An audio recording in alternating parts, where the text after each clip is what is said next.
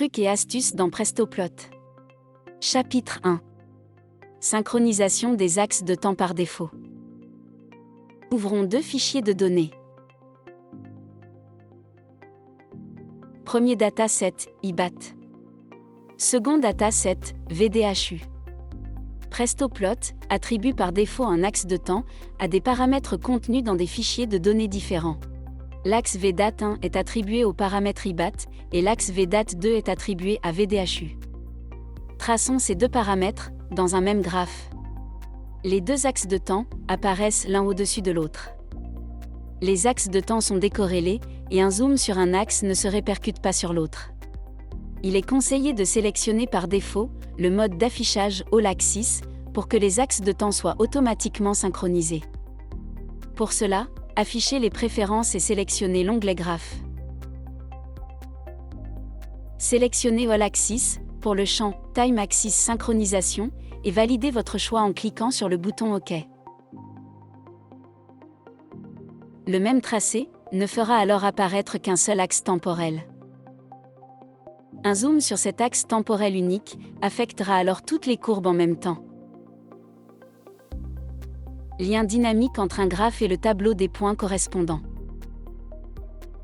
Prestoplot permet de tracer de manière dynamique et interactive un graphe et le tableau des données associées. Ouvrons un fichier par glisser-déposer. Traçons toutes les données. CTRL-A et F2.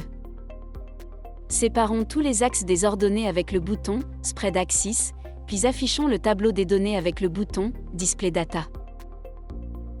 Nous pouvons réordonner automatiquement l'apparence du graphe avec le menu Window, Taille Cross.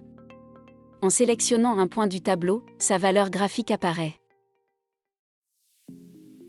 En maintenant le bouton enfoncé, les valeurs graphiques changent dynamiquement. De même, il est possible de sélectionner un point dans le graphique pour voir sa valeur tabulée. Le maintien du bouton fonctionne également pour voir les valeurs tabulées.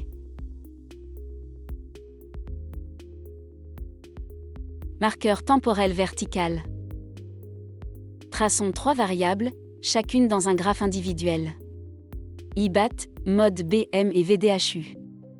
Réordonnons proprement les fenêtres avec le menu Window, Taille Across. Nous pouvons ajouter un marqueur temporel vertical avec le bouton associé dans les outils graphes. Une barre rose apparaît dans chacun des graphes. Cette barre est liée à tous les graphes, et le déplacement dans un graphe est dynamiquement mis à jour dans les autres graphes. Utilisation des pens pour coloriser une courbe de façon conditionnelle. Il est possible de conditionner la couleur d'affichage des points d'une courbe si leur valeur dépasse un certain seuil ou si les valeurs d'un autre paramètre sont dans une certaine plage. Ces couleurs conditionnelles sont obtenues grâce à des stylos, pens, que l'on peut configurer pour chaque variable dans un graphe. Chargeons un fichier de données et traçons le paramètre VDHU. Nous souhaitons tracer en bleu les points dont la valeur est supérieure à 34,5 volts. Un clic droit sur le nom de variable dans la légende affiche le menu de configuration. Cliquez sur le bouton Configure Pens. Entrez 34,5 pour la valeur du minimum. Sélectionnez la couleur pour la ligne et sélectionnez le symbole. Cliquez sur le bouton Add New Pen. Les points au-dessus de 34,5 volts apparaissent clairement.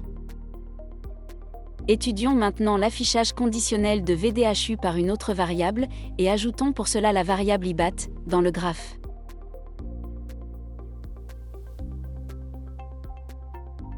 Séparons les courbes avec Spread Axis. Enlevons l'ancien pen. Conditionnons maintenant l'affichage de VDHU par le paramètre IBAT pour afficher en bleu les valeurs de VDHU pour lesquelles IBAT est négatif.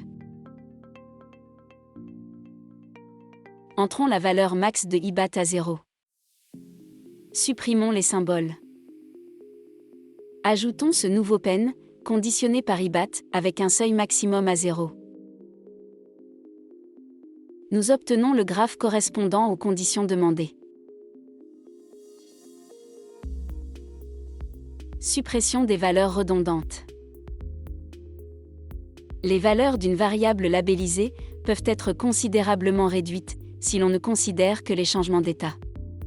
La calculatrice de PrestoPlot offre la fonction transition qui ne conserve que les valeurs au changement d'état. Appliquons la fonction transition au paramètre mode BM.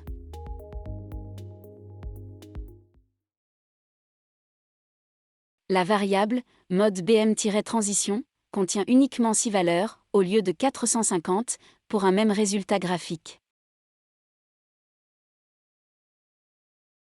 Merci d'avoir suivi cette vidéo.